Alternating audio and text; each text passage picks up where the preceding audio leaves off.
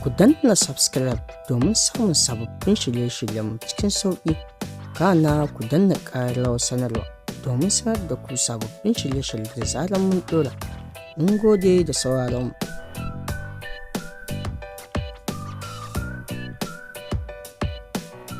Assalamu alaikum warahmatullahi ta'ala barakatuh. Barkanmu da haka, sannan mu sake saduwa da ku a cikin wani tamu mai albarka. Kamar yadda mutane da kafafen sada zumunta suke yaɗa jita-jita akan jarumi Dadin zango ya kori ummi rahab daga gidansa, sai ku biyo mu domin jin gaskiya al'amarin. Idan wannan ne farkon zuwan ka wannan tashar tamu, to ka danna mana subscribe, sannan ka danna alamar ƙararrawar sanarwa. Idan ka riga da kai mana subscribe ko kai mana like ko kai kuma na ƙasan bidiyon. Kamar yadda rahotanni da jawabai suka tabbatar a dangane da jarumi Dadin zango da jaruma ummi rahab.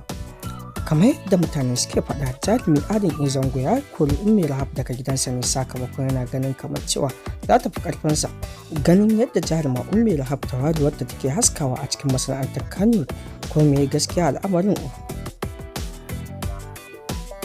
Jaruma ummi rahab tana ɗaya daga cikin manya-manyan fitattun jaruman masana'antar Kannywood wadda tauraruwarsu take haskawa a yanzu haka. Jarumi Dadin zango ya fito ya bayani a shafinsa na sada zumunta da yake cewa ba korar ummi rahab ya daga gidansa ba, dakatar da ita daga cikin fim ɗinsa wanda yake gabatarwa, wato farin wata.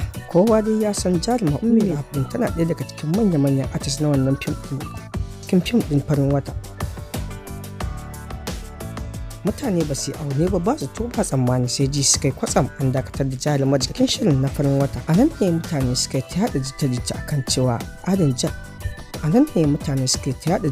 akan cewa jarumi Dadin zango ya kori ummi rahab daga gidansa. Alhalin ba haka bane, dakatar da ita daga cikin shirinsa na farin wata. Duka dai nan muka kawo ƙarshen shirin namu.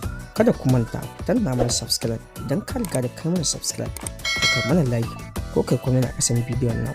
Mun gode da sauraron mu.